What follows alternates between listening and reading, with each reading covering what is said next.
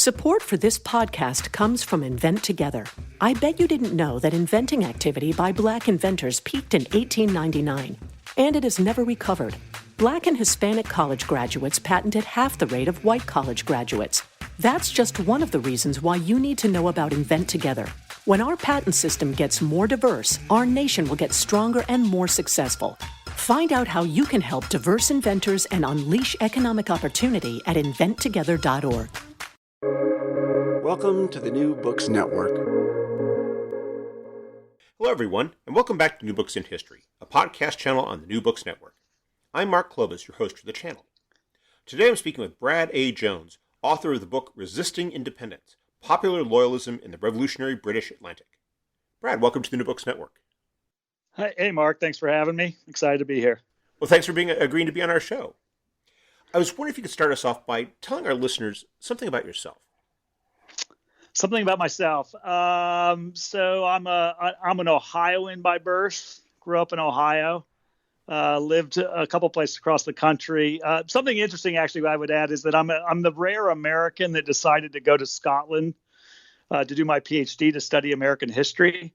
But hopefully, as we talk about the book today, you'll see how that makes sense. I consider myself a historian of the British Empire and the American Revolution, but it's not normal that an American heads to Europe to study to early America. But so I would say that's something unique about me.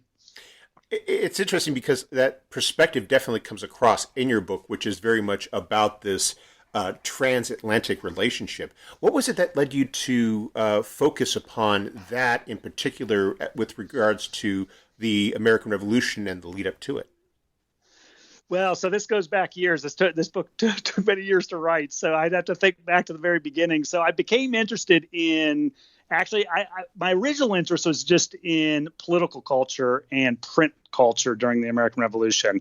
My advisor in graduate school is this wonderful historian, Simon Newman, who had his first book, he's many books out now, but his first book was on the 1790s, around the French Revolution in the United States, and he looked a lot at sort of popular culture and print culture and how that defines sort of political identities and in early America. And so I became fascinated with that topic. I contacted him, and then I ended up applying. He was at the University of Glasgow. That's how I ended up there in part. And as we got to talking, I became very interested in sort of the loyalist side of the question and also just sort of this kind of larger imperial question of like the broader empire and what loyalism meant in the broader context of the empire. And you're right. I think you're definitely right. Being in Scotland gave me a perspective that I don't think I could have ever had I been trained in a graduate program in the United States.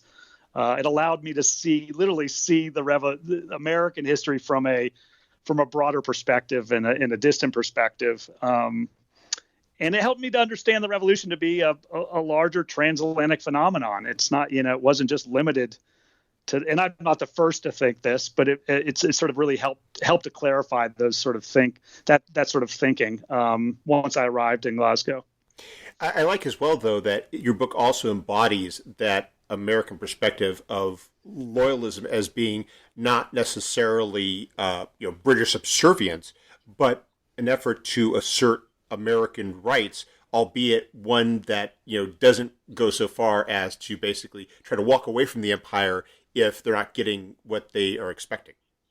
Exactly. Yeah. So one thing I would say about my understanding of loyalism is that it's not, and this often confuses students when I lecture on this stuff, is that my understanding of loyalism is that it's not actually that different from the beliefs espoused by what we call American patriots, or what a good loyalist would say, rebellious colonists.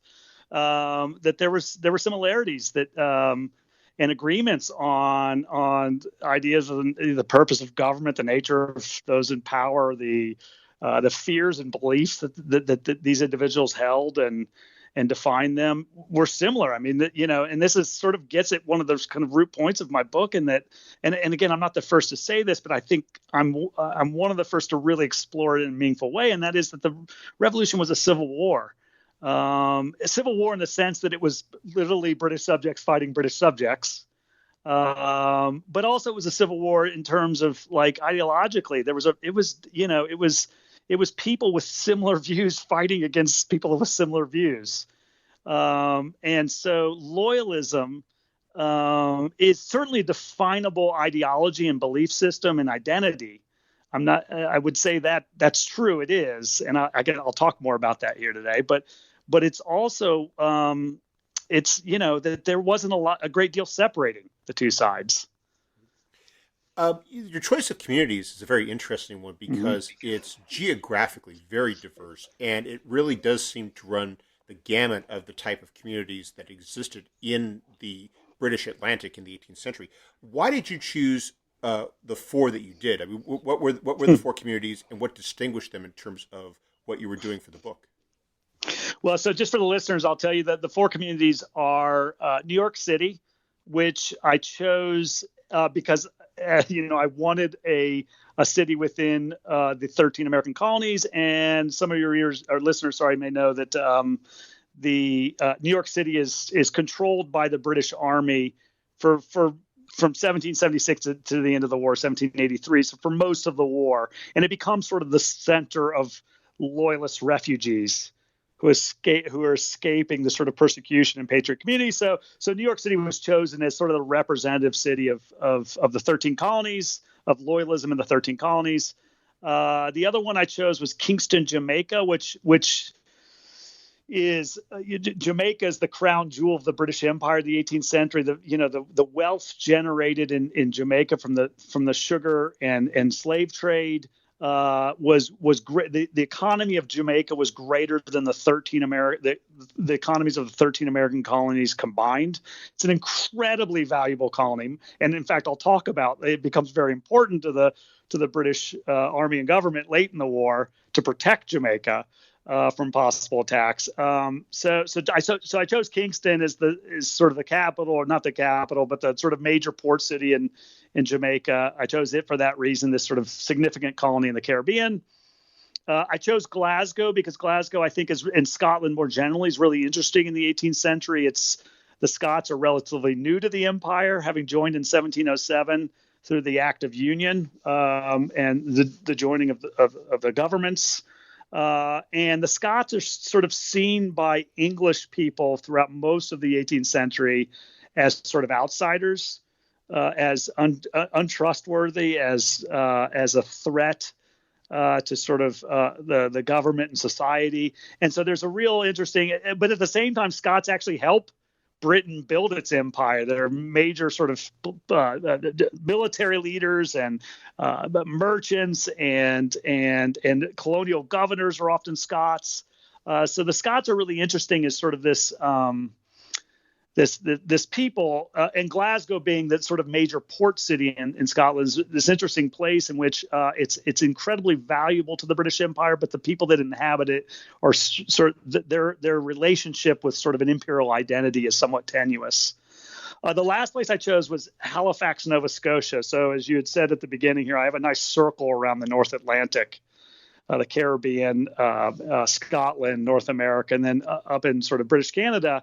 Nova Scotia I chose, or Halifax I chose it's a very small port city that was recently conquered by the British in the late 1740s, early 1750s, as sort of and it was meant to be in the beginning of the 1750s, meant to be this sort of Protestant bulwark against the sort of threat of the French colonists and present day, like Canada at the time, the colony of Quebec, or the province of Quebec, and the Acadian population that was present, the sort of French Acadian population present in Nova Scotia.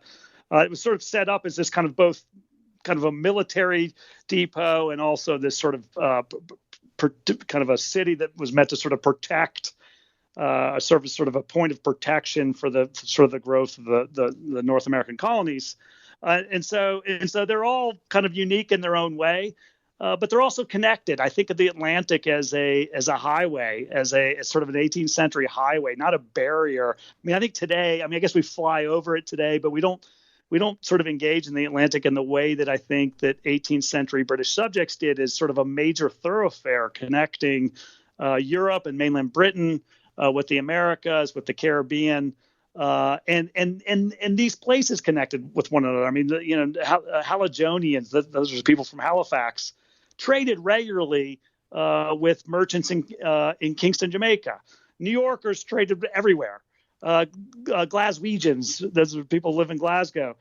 They traded throughout North America, the Caribbean. People immigrated to and from these places. They're all connected.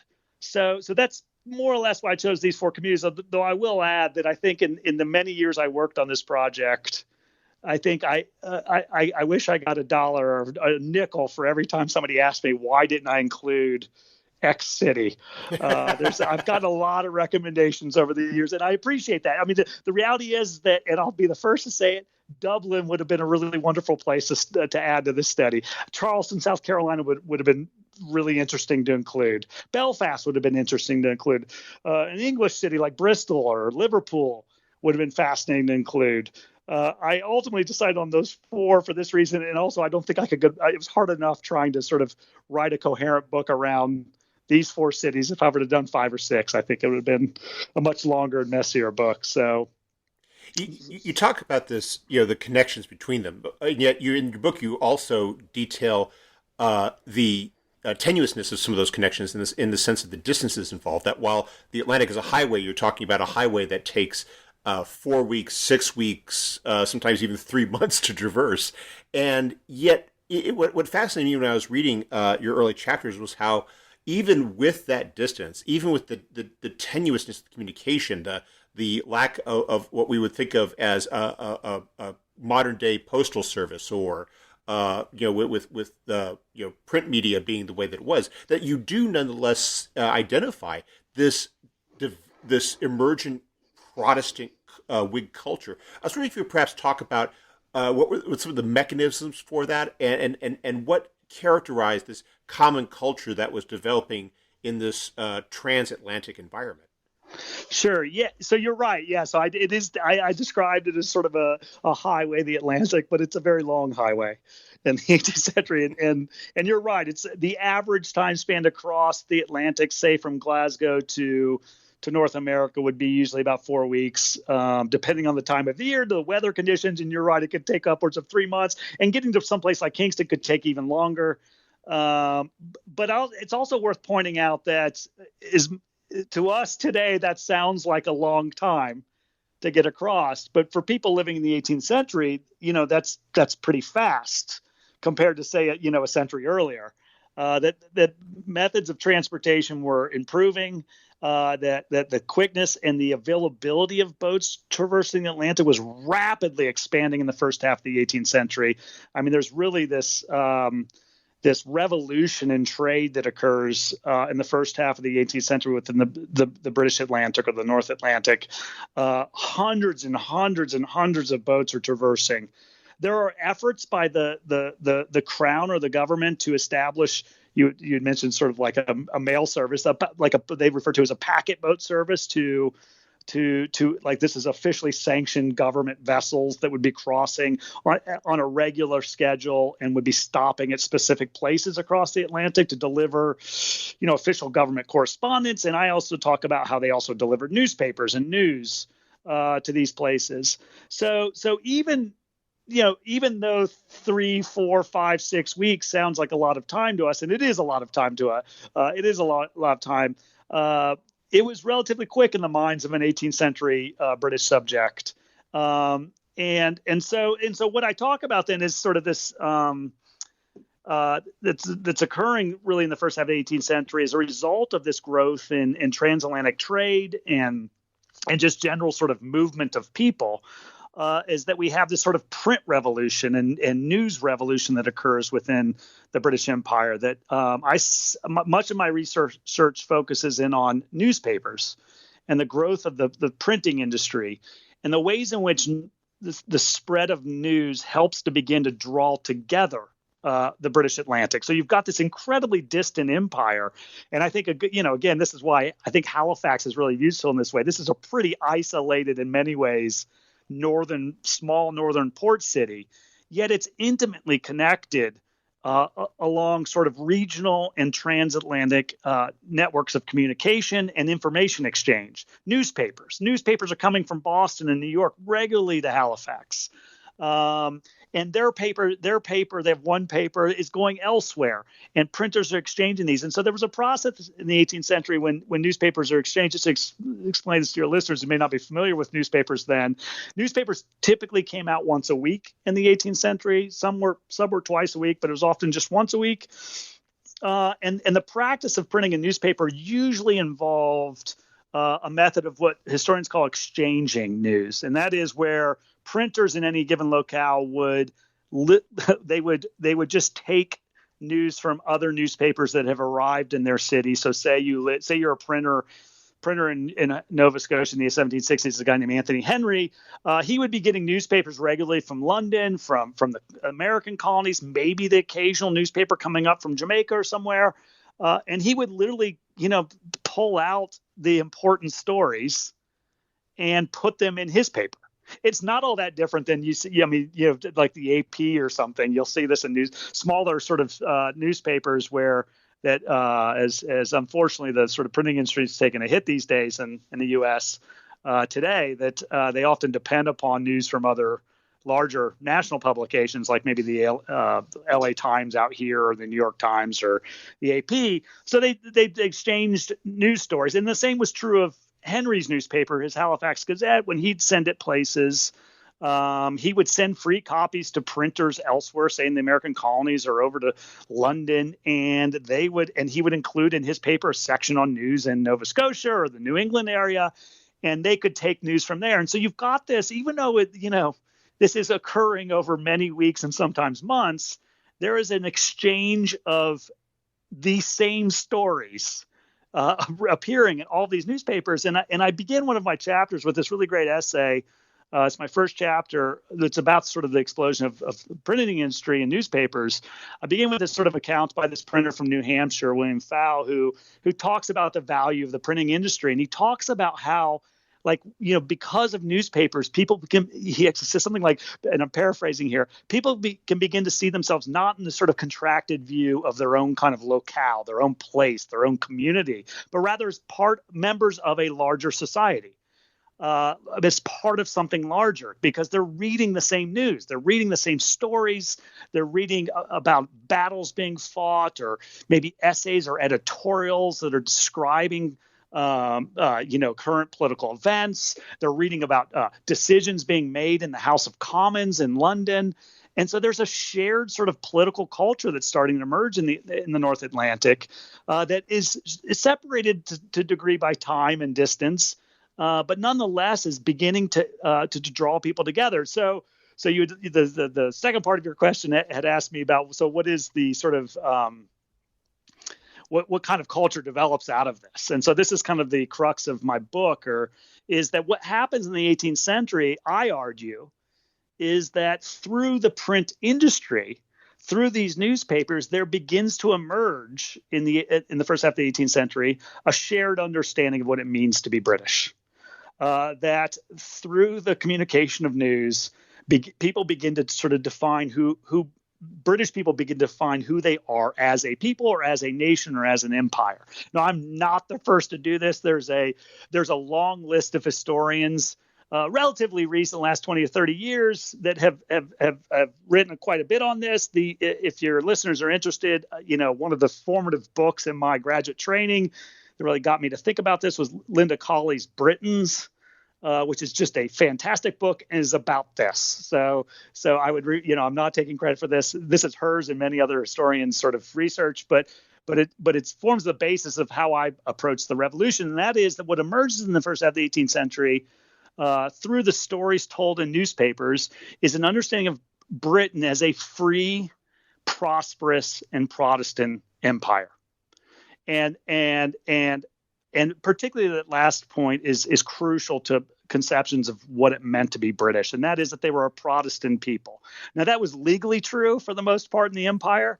In the 18th century, Britain was a Protestant empire. The king or queens that ruled during the 18th century were required, when they assumed the throne, to commit to defending the Protestant religion within the empire. But Protestantism also came to be understood not just in a religious context, but also in sort of a secular context of Britons as producing a free and prosperous people. That Protestantism, they argued, because of this idea that in the Protestant faith, one's ability to achieve salvation was dependent upon their own personal relationship with God. And that required then being literate, being able to read the Bible, and also being able to think for yourself, that this produced a free-thinking population and a more educated population. So they attributed the freedom and prosperity of their empire to their Protestant beliefs. And they always contrasted this with what they described in the 18th century as the tyranny of Catholicism. Now, that was in part coming out of the Reformation. This is Protestant Catholicism. This is not a new argument they're making about Catholicism, but it's also in part due to the fact that throughout much of the 18th century, in fact, all the way up to the American Revolution, the British are at war against their eternal nemesis, France, which is a Catholic empire, and their good friends, the Spanish, also a Catholic empire, from 1789 to 1760, or sorry, 1689 to 1763, they're almost continually at war against one another. And so you could imagine, in a nation that's sort of just so defined by this kind of religious thinking and this emphasis on their Protestant sort of beliefs and the way in which that sort of shapes their society and their nation, that being at war against Catholicism will only further sharpen those beliefs and accentuate those beliefs. And so what emerges then is a really interesting, and this. So how does this appear in newspapers? Well, during these wars, and I focus in my book a little bit on the 7 Years' War, the last of these war that's fought, or listeners may know as the French and Indian War, that ends in 1763. Is that the stories that are published in British Atlantic newspapers describing battles fought against the French in the 7 Years' War, or just describing the French enemy, describe the war, the 7 Years' War, as a battle between goodness and progress and development and Protestantism against the tyranny and absolutism of Catholicism. That the 7 Years' War is not just a nation fighting a nation, but it's good versus evil. It's darkness versus light. And so this becomes the way in which a really, really distant and diverse empire. I mean, I'll say it again, Halifax is a long way away from Kingston, and New York's a long way away from Glasgow. Very distant places and diverse places in terms of their economic and demographic makeups. But all of these people that are British subjects are able. I had a second advisor at Glasgow, a wonderful historian of Scotland named Colin Kidd, who has written extensively on sort of Scotland in the 18th century and its place in the empire. And he always described it to me as sort of thinking of this kind of understanding of what it meant to be British as an umbrella, right? That you could have all of these regional and local identities that exist within the empire, the diversity of the empire, but Protestantism or anti-Catholicism, this emphasis on a free and prosperous Protestant empire, is like an umbrella. Everyone could relate to that, whether you were, a Dutch reformist in New York, a Dutch reformist merchant in New York, or a Congregationalist in Massachusetts, or an Anglican in Virginia, or a Scotch Presbyterian down in Kingston, or certainly a Presbyterian over in Glasgow. Everyone could sort of. It was such a surface level kind of basics kind of definition of British identity that everyone could find a way to sort of grasp it.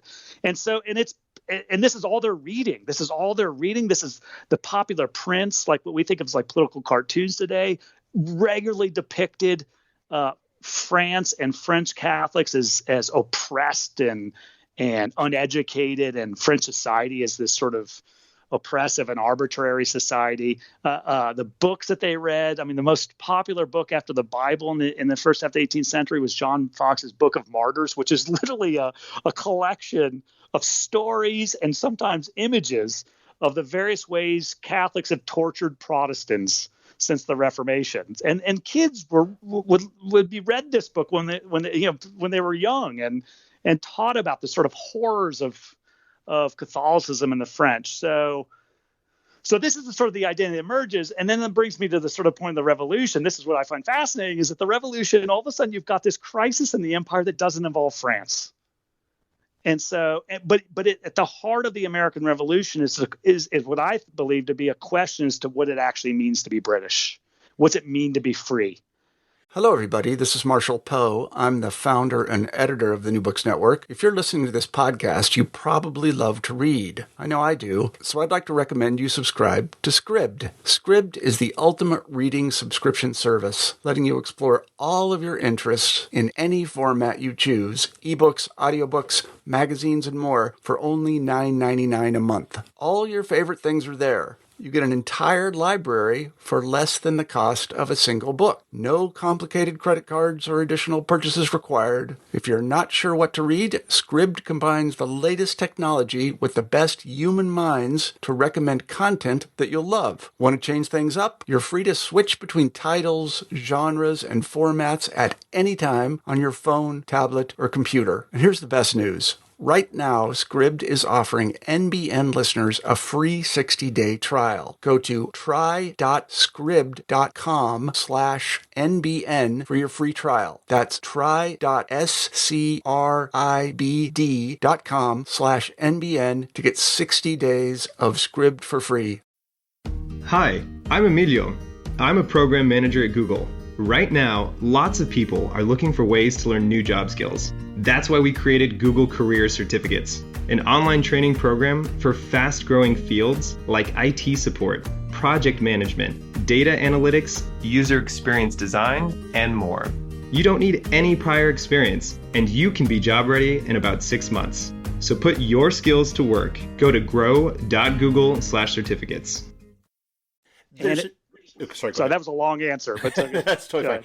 Now, there's an aspect of your description of the flow of information that I thought was really fascinating that I had not really fully appreciated until I read your book, which is you described how they would pass along information, how you would have a publisher of a newsletter in New York City who would get a newspaper from Glasgow, and the newspaper would be bringing information from Britain, and he would not just simply sort of duplicate the article or copy and paste or anything like that. What he would also do is he would talk about the reaction to it. And then when his newsletter got passed on to Halifax, it wasn't just here's the news from Glasgow. It's also and how they're reacting to it in New York. And you develop that. You start to develop that more fully when you're talking about what happens initially with the Stamp Act. And I thought that was really fascinating, that dynamic, which is that it's not just that information is flowing from the metropole outwards. It's not just going from Britain to the colonies, and then they're just absorbing it like sponges, and then they're just and then information is trickling back in the form of packet boats and whatever provincial stuff. It's that you're also seeing this column, so like a call and response. You're getting the reaction to it, and how that reaction is also shaping how people are interpreting other aspects of the empire. It's the point at which you're starting to see some of the differences in terms of, this is how they reacted to it. I don't know if I quite agree with that. Yeah, I'm so glad you mentioned that. You're exactly right. There certainly were cases where they just copied existing text, but yet you're exactly right that it's and this is an important point that I'm glad you mentioned, is that there's often been this perception that London is the hub of the empire. In many ways, London is the hub of the empire culturally and politically and so forth. But I do try to sort of push back against that bit and to think of the print culture that emerges, the transatlantic print culture that emerges in the 18th century as far more decentralized. That news is being exchanged, but it's also being developed and responded to as it moves from place to place. And out of that, I mean, so I guess maybe a way to sort of describe what that all means then is to think of like newspapers not just simply is carrying the same news across the empire, but is sort of a conversation unfolding as news travels across the empire.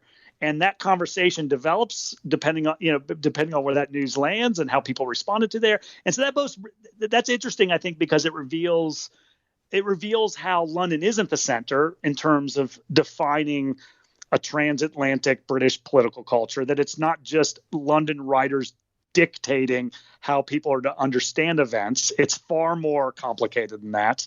But it's also helpful to understand that, because then you start to sort of better understand. And you're right, I get into this with the Stamp Act crisis, that the way in which the conversation changes in newspapers reveals a great deal about the significance of the local political culture of that place, right? That how when a story arrives and how the writers within that particular city, when the news of say an event arrives, how they capture it or respond to it in their own newspapers can reveal a great deal about how that place is thinking about that particular event. And they could actually, as I talked about, I think in that first chapter with that one story, is that with the Stamp Act, news of the Stamp Act spreading, is that the story can change. The story can change depending on the meaning of the story. The value of the story changes based upon the particular local political culture that it arrives in. So London is not the sort of, I'm definitely pushing against this idea that London is sort of dictates a national or imperial political culture. I think it's far from that. And it's also important when you get to those chapters that you're talking about, where you're basically how the divergence emerges, because there is this question that lingers throughout that part of your book, which is, why is it that it's only the 13 colonies that rebel? It's something that we tend to miss when we talk about it from a predominantly or exclusively American perspective.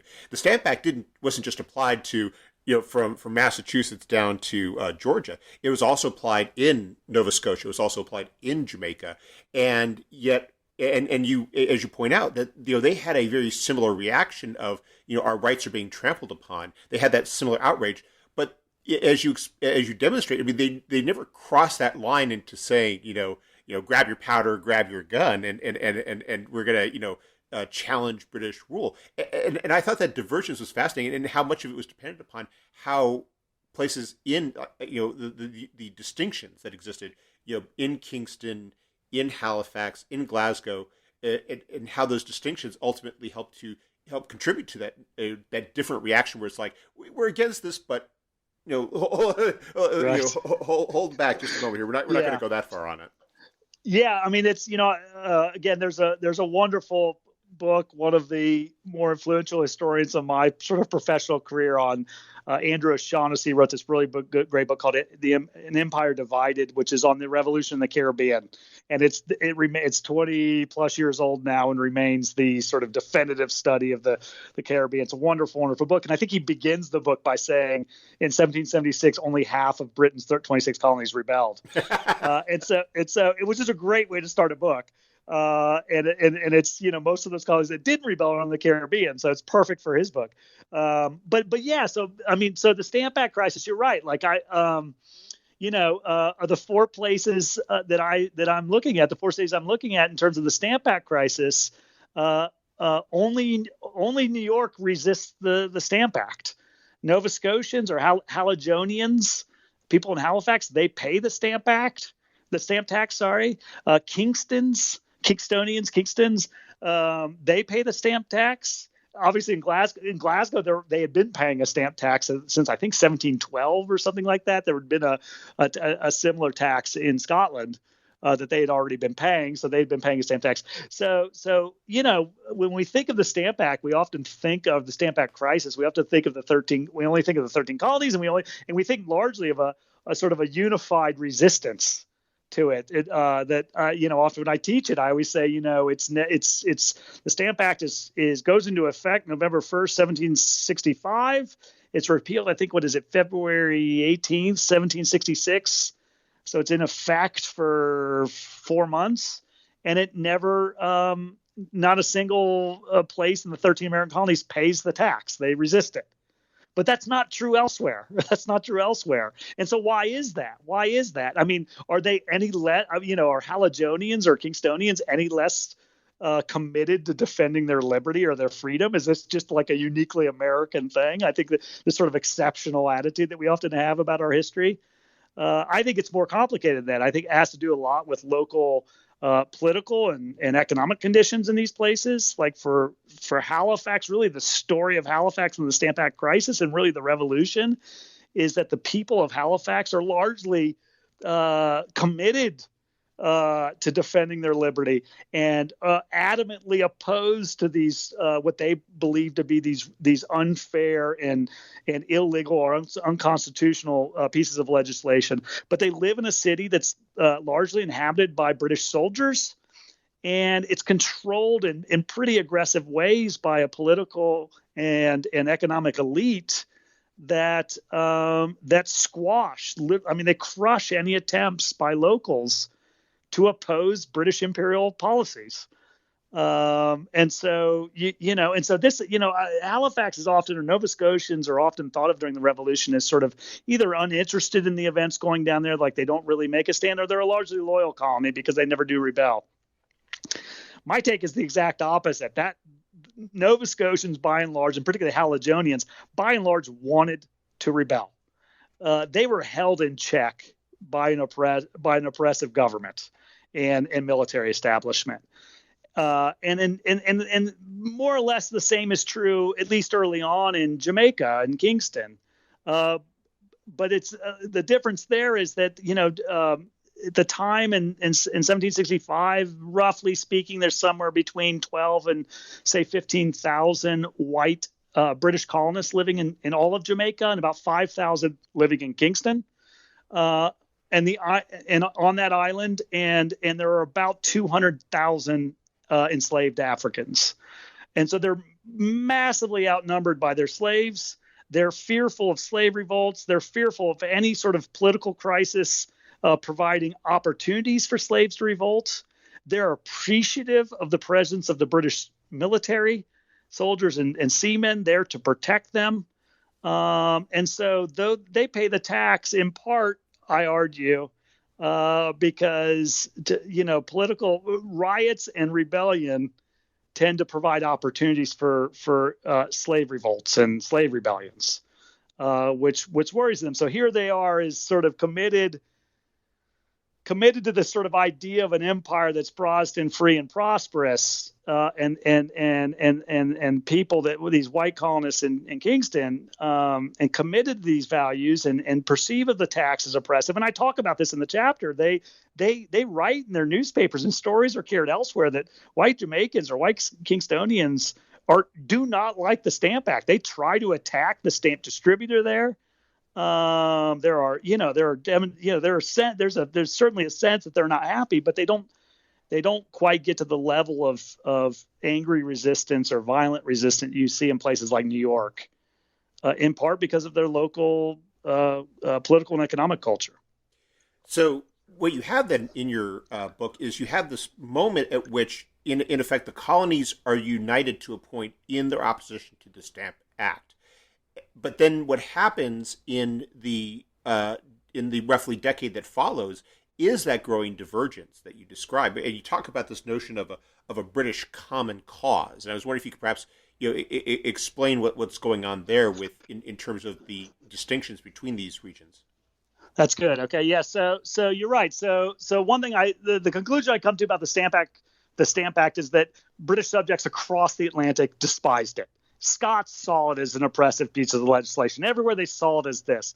The division that starts to emerge first in the Stamp Act crisis and then accelerates in the 1760s and in the early 1770s is not so much over the constitutionality of various pieces of legislation, over ideas of mercantilism or parliamentary sovereignty, or these sort of larger questions that we often think of when we think of like the causes of the American Revolution.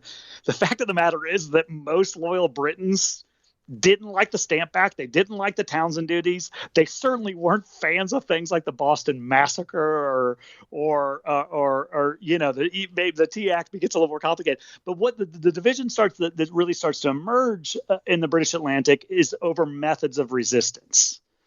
And the language of loyalism that starts to develop, that I eventually call in that emerges by 1774-75, which I refer to as sort of the British Common Cause. This is the moment where sides are being taken and there's a conflict emerging, a violent conflict is sort of on the floor here. Is that loyalism comes to sort of depend upon this notion that, or is defined by this notion that one, monarchy is good, and legal constituted government, law and order, a socially ordered and politically ordered society is good and is the surest way to protect our liberty. So they're not questioning. I mean, so they could say that, a loyalist, and still have a problem with the kinds of policies or legislation that Parliament's passing. But what they're saying is violent riots, extra legal committees. Eventually, when American colonists begin to boycott British goods, this begins in the Stamp Act crisis, but really accelerates in the late 1760s in response to the Townsend duties, and then again in 1773 in response to the Tea Act. These aggressive boycotts, to enforce these, all these kind of local committees start to form, tasked with sort of controlling the economy of their local community. And they're not legal. They're not. I mean, this is obvious, I think, to most historians and most people that they aren't legal. But for me, it's like, well, what does that mean then? Like, what's that mean to a loyalist, right? That they're not. These aren't legal groups. They weren't voted into office. These aren't representatives of the community. In most cases, why do they all of a sudden have the right to dictate trade within our communities? To dictate violence towards people that oppose them. And this becomes the sort of dividing point. So loyalism, or this British Common Cause that emerges at the start of the war in 1775, is committed to, again, monarchy, but also this idea that the surest way to remain a free people, to protect our liberty, is to defend constitutional government. That lawless, or extra legal crowds and committees and associations, those are far more dangerous in the eyes of loyal British subjects than Parliament or what have you. And so, I mean, there's one loyalist that eventually, I think it's 75, a loyalist, I think in Philadelphia, says something like, I'd rather be ruled by one tyrant several thousand miles away than several thousand tyrants a mile away. Right. I mean, and this becomes, I mean, you see it a bit in the Stamp Act crisis, that the division that occurs in the empire is not over they all agree that the legislation's awful, but when the colonists start to riot and attack stamp distributors like Scots, start to say, well, wait a sec. Okay. That's, we don't think it's a good piece of legislation, but that doesn't mean you get to burn things and just tear people's houses down. And it escalates in the 1760s with the Townsend duties. And then it really takes off when the First Continental Congress meets in 1774, fall of 74, and creates what's called the Continental Association, which is this really aggressive colonial-wide boycott of all British goods in response to the coercive acts. And that boycott, to enforce it in the language of the Continental Association, Congress writes, to enforce this, every town, village, and city in the colonies should establish a committee to make sure that people abide by this boycott. And so all of a sudden, in the winter of 70, from November to April November 74 to April 75, throughout the American colonies, all of a sudden, all these men start to form these committees. In some cases, they don't really get a vote. They don't take a vote. They hold like an outdoor gathering and do a vote, but a lot of people don't show up to this. And so all of a sudden, they just start going door to door, telling people they have to sign this association, agree to this boycott, and not do business with Britain. And this is going to destroy people economically. This could ruin families, and And to what power or right did these people have to do this? And so this is when loyalism really emerges, or loyalists, I should say, not just in the 13 colonies, but across the empire.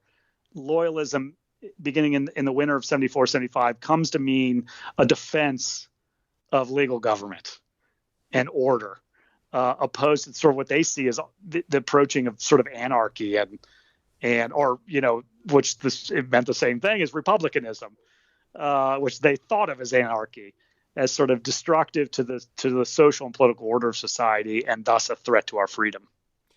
And yet it is largely a theoretical issue or a a political issue until you get to the mid 1770s. Then you cross this threshold where you're talking about this being a point of war. I thought that was really fascinating how they had this paradigm of thinking of the enemy as being French, royalist, Catholic, and how all of a sudden they're now fighting people who, they definitely have this disagreement, but they're still part of this Protestant Whiggish culture, and they're engaged in this fascinating effort to wrestle with it. That as you then, and I really loved how you inserted that, how it becomes a lot easier once the Continental Congress has the alliance with France, and then all of a sudden it becomes a lot easier to kind of revert back to the old paradigm and say, oh, it's the damn French Catholics again. Yeah.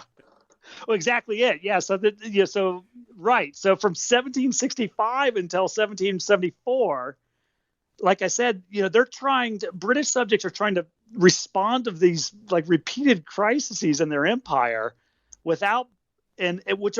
which I describe, but all of these are sort of an attack or not an attack. Sorry, all the very sort of legislative crises and the other crises that occur in local communities that I talk about in each of these places are forcing subjects to think about what it means to be British. And the challenge here is that it's the bad things that are happening to them aren't being caused by their traditional enemies. It's not Catholics. Now, as I talk about in the book, they try often to they use anti-Catholic language to describe the oppression they're feeling from, say, Parliament or the government, which I argue is just because they're trying to sort of make it familiar or understandable. Like, how do you? And it just, if anything, it just reveals how confusing things are. But what happens at the start of the war? I mean, I always do this when I teach the start of the war. I think it's a really shocking way for students. It's certainly very shocking for students, but it also really helps them immediately to understand this as a civil war. And I always pick students in class and I say, okay, here we are in the spring of 75. Like, we've been arguing for weeks now in this class about what's going on in the empire and who's right and who's wrong and what's justifiable, what's not justifiable. But here we are in the spring of 1775, and you have to now decide that you're willing to pick up a gun and kill your neighbor, right? I mean, this happens in the American War for Independence. Like, neighbors fight neighbors, families are divided. It's a civil war. And so how do you get to that point? How do you get when they're fellow Protestant British subjects, right? That the point I keep making here is that they largely agreed on most things. How do you make them an enemy? How do you make somebody an enemy worth violently fighting against? And this is all very, very shocking to students, but part of that is, I mean, the point I make for the Americans, and the American cause is so much more successful at the start of the war and so much more unifying that the American common cause, because it's initially rooted in popular reaction to the Quebec Act, which was a piece of legislation passed in 1774 that in effect really had nothing to do with the American colonies, the 13 American colonies.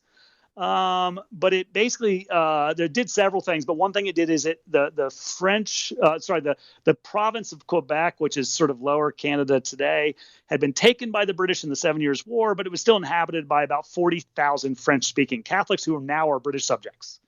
And so the government in London was trying to figure out what to do with them. They worried that these people might rebel. They're French Catholics. They don't like us. And so they legalized Catholicism in 1774 in Quebec. And the American colonists, or at least the ones that will eventually join the Patriot cause, and the members of the Continental Congress talk a lot about this in their public addresses in 1774, believe that the Quebec Act is a signal, one, that their government has turned into like crypto Catholics. They begin to argue that the king is some sort of secret Catholic and he's out to oppress us all. Stories circulate that the purpose of the Quebec Act was to arm these 40,000 French Catholics in Canada to descend on the Protestant American colonies and kill men, women, and children. And a lot of that seems absurd unless you go back to the 7 Years' War and look at what newspapers were printing about the French during the 7 Years' War in Canada. They were saying the same thing, the same kinds of stories. But now it's our own king doing this. And so it becomes very easy now to make an enemy out of your neighbor, because if he's still going around, toasting George III, he's now toasting a king who has sided with French Catholics. But loyalism doesn't have that, or loyalists don't have that. They're understanding their cause. They're understanding what it means to be British. It's just stuck in this sort of understanding of a defense of monarchy and constituted or legal government and a defense of political and social order. But they don't. They're absent sort of a meaning. In fact, what they really say in the first years of the war is the American colonists they're being duped. They're not actually bad people. They're not worth fighting. And this is Glasgow in the first half of the first years of the war. Glaswegians largely don't support the crown in the war. They don't send a loyalty address to the king when the war starts in 1775. One of the few places that don't. They're fearful of losing their trade. I mean, the point I make actually in 1775 is that in 1775, it's very possible that Nova Scotia and Jamaica are going to join the rebellion. And Scots are mainly keeping quiet about it. Even though there's a British common cause emerging, it's not particularly helpful in terms of fighting a war. And so the first years of the war, they sort of, it's a cause without an enemy, I guess is the way to say it. But as you said, that changes in 1778 when France joins the war. And it's almost like if you read British newspapers in the spring of 1778, there's almost like a collective exhale. Like, wow, we survived. Like, okay, we can do this. They're back. Like, France is back in the war. We can make sense of this, right? And and importantly, right, they can now argue, loyalists or loyal British subjects, whether they're in Scotland, Jamaica, Nova Scotia, or New York, they can now argue that they're the good guys, that they're on the good side. In a war that had when in 1776 Jefferson, declared independence against the crown, he did so by making the crown out to be not British anymore, right? I mean, he attacked George III as effectively having abandoned all of the values that defined this free, prosperous, and Protestant empire. That, our Declaration of Independence is like a breakup letter. And what Jefferson's saying is that it's not us, it's you, King. We're still like good Protestant subjects here. You're the one that's like, legalizing Catholicism in Quebec and arming slaves and Indians and committing war against us and approving all these bad pieces of arbitrary pieces of legislation. And so, how does a loyalist say that we're fighting for freedom here? We're on the good side. We're defending liberty. It's really hard to do. But when Congress signs a formal alliance with France, it's very easy now. It's very easy now because what they start to say then in newspapers, stories that circulate amongst these four communities, editorials, essays, what have you, is they start to say, oh, right, this makes sense now. All those extra legal committees and association, this illegal Congress that was formed, all the various oppressive, arbitrary measures that they've enacted against loyal subjects in the colonies, we never could make sense why they were doing that, because we know that they're Protestant British subjects, but now they've allied with France. It's because, right, they're not actually Protestant British subjects. They're friends with the French. And this really fascinating discourse sort of emerges in the final years of the war, where loyal subjects across the empire are convinced that Congress is beholden to the King of France, that the French now are going to colonize the 13 colonies. This is why I argue Benedict Arnold defects in 1780. It's not so much and I'm not the first to say this, but I think I'm saying it more forcefully or contextualizing it better than others have. But he's not doing it because he's bitter that he didn't get promoted or better pay. He's doing it because he's looking around. He actually says then, and he says later in life that, in 1778, Congress allied with France. And I thought I was fighting to defend our British freedoms. I thought the whole point of this war was to defend our freedoms as British subjects against the oppressive measures of Parliament and the King. And now Congress has turned and made friends with Catholic France, and I can't stand for that. And so they become convinced that the war is really just now. I mean, the war becomes now not the Americans actually become peripheral figures. The rebellious Americans in the war after 1778. Britain beginning in 1778 is fighting France, and then in 79 Spain joins, and they're fighting Spain. The colonies now become sort of the pawns in all of this. Like, who's going to get them? It's either going to be the French and Spanish or Britain. They're not going to be free. British people become convinced of. And so it's a very different war. It changes dramatically. They're not, there's no conversations of taxation or trade policies or any of that stuff that we think so defined our revolution. The narrative of the war after 1778 is about Protestant Britain fighting against French Catholic tyranny. And then, of course, but I was about to say but then that narrative gets upended when out of concerns about Catholics elsewhere in the British Empire turning to France, you pass the Catholic Relief Act in 1780, and then all of a sudden you have Protestants in London and elsewhere who are upset and even in some cases rioting because they see the Catholic enemy that they've in effect been spent generations riled up against, now all of a sudden getting relief and possibly having that first step towards the dominance they've long feared.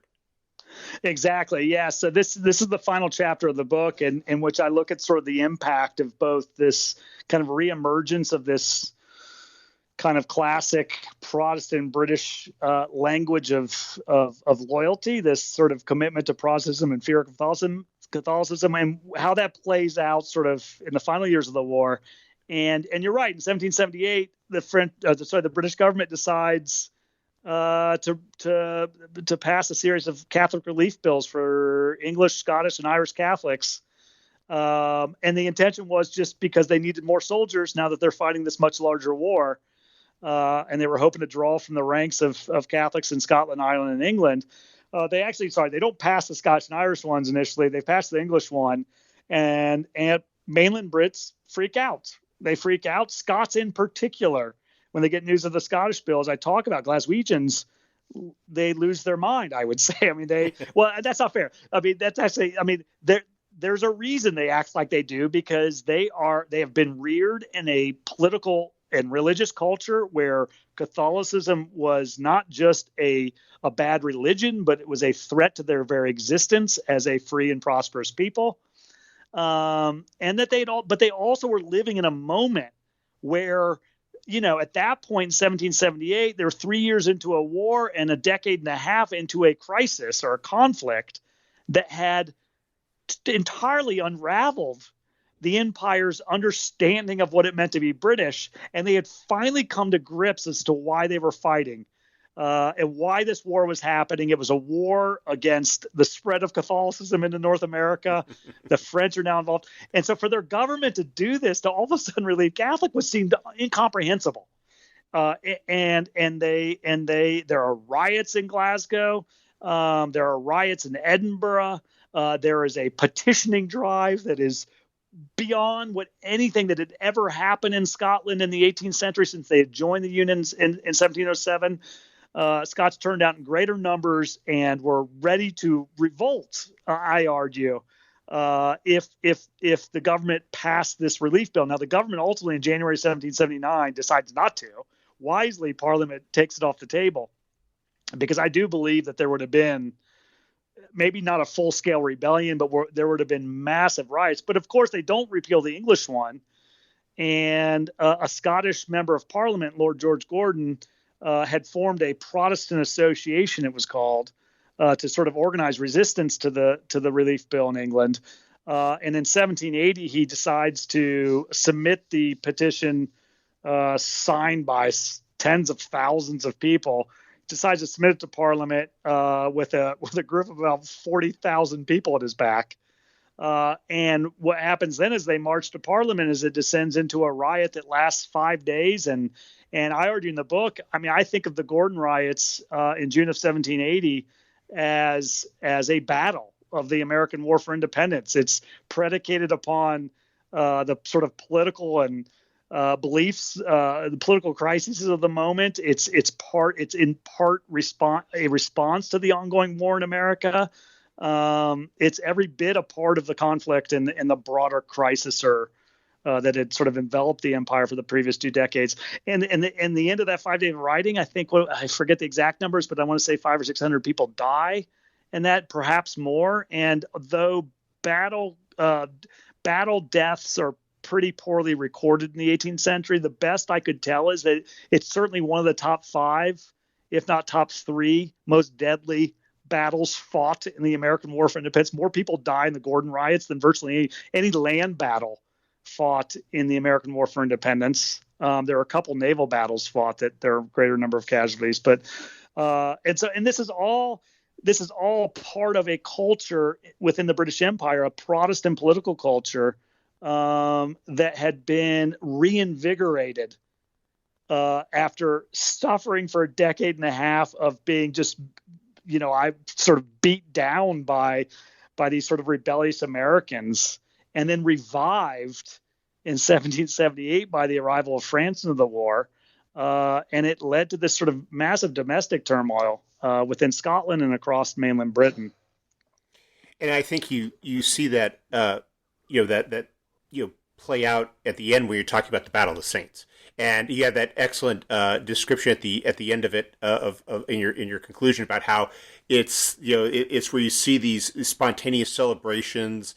I think for American listeners to think of it the way that we honor the Battle of New Orleans as being sort of the climax of the American of the War of 1812, even though the war was already over. The same thing was true for the American Revolution. Independence was given at this point, but you have this crushing defeat of the French fleet, as you describe it, that eclipsed only by Trafalgar in terms of the Great British-French conflict, and how you see that reaffirmation of that British loyalty with the statue that exists to this day in Kingston of celebrating Rodney for this great triumph over the French, where we finally where the British stuck it to them yet again. Yeah, I think it's not in the book, but if I remember right, there's a Philadelphia newspaper. So the Battle of Saints happens about 6 months after Yorktown. The Americans, I think, are still drunk from celebrating Yorktown, and peace negotiations are beginning in the spring of 1782. The war's effectively over. It will go on a little longer, but the Parliament's made it clear that they're ready to the government's ready to negotiate for an end of the war. And then and so in the midst of all this, what's France try to do? They try to capture Jamaica, because that's ultimately what that's the crown jewel of the empire. And this great and sort of really interesting British naval admiral George Bridges Rodney intercepts the French fleet at the Battle of Saints, and not only does he defeat them, but he actually captures their lead vessel and their commander, the Admiral de Grasse. Marquis de Grasse, and sails his boat, the Villa de Paris, into Kingston, and imprisons this guy. I mean, it's this is just he wins and also destroys the French fleet. So he secures Jamaica that day and for years forward in this victory. And there's a Philadelphia. So there's widespread, as you said, there's widespread celebrations. It's fascinating. I say that the Battle of Saints from the Loyalist perspective is the most important battle of the entire American War for Independence. And yet it occurred after Yorktown and not in the American colonies. So it tells you something about how loyal subjects perceived of the sort of geographic reach and ideological reach of the American Revolution and War for Independence. But amidst these celebrations, I remember there's an article in a Patriot newspaper in Philadelphia where the writer says, he's responding to reports of these celebrations of Rodney's victory. And he writes something like, do they do they know they've lost the war? It's like, are these British people aware that they've actually lost the war? Like, they couldn't understand, why are these people so excited about this meaningless battle down in Jamaica? But maybe it sort of emphasized, it exemplified sort of the divide that had emerged between the two after France joins the war. That for loyal subjects, their understanding of the war was that they were fighting France, and Rodney's victory meant that they had won. They had won the war against France, and they remained convinced in the immediate aftermath of the war. Loyal subjects, whether they were in New York or Halifax or Glasgow or Kingston, they remained convinced in the final days of the war and even in its immediate aftermath that France was going to colonize North America. That the 13 colonies would never be free, even in getting their independence. They would soon fall under the power of the French crown. And so it was sort of like, we lost them, but they're not us anymore. I think one of the arguments I try to make is why loyal subjects don't appear to lose loyal colonists do get very upset because many of them are dispossessed of their property and been violently attacked by patriot crowds and committees and so forth. They are certainly angry and revengeful, but loyal subjects elsewhere don't largely care about the loss of these 13 colonies, in part because, as I said, they think that they're just going to become colonies of France. But also, I think after the French alliance in 1778, a lot of, at least in the sort of print culture, the narrative is that that Congress and its supporters, they're not British subjects. They're not us. They're not us anymore. They somehow have changed. They've become French. They've become Catholic, and they're not like us anymore. So we haven't lost something we want. To lose something means you wanted it, and we don't want them. In the same way, in 1774, 75, the Patriots do this to the King and Parliament. They're able to begin to say that they're not us either, and we can separate. So I think it just sort of gets at the sort of Civil War again. The thinking of the Revolution as a civil war, and that these two sides have to sort of make sense as to why they're not part of the same empire anymore, and they're not the same people. And France's involvement has a lot to do with it on the loyalist side. Well, we've taken up a lot of your time, but before we go, could you tell us what you're working on now? Yeah, so now it's actually a project that's sort of coming out of a bit that I talk about in the book, and that is I'm looking at the first couple years of the war, 75 to 77, before the French alliance. Actually, one of the first things that the Second Continental Congress does in the summer of 75 is they establish a secret committee tasked in part with building some kind of at least informal alliance with France. Now, the most famous example of this is they send Silas Deane, a Connecticut member of the Congress, over to France to actually begin to sort of negotiate possible alliances.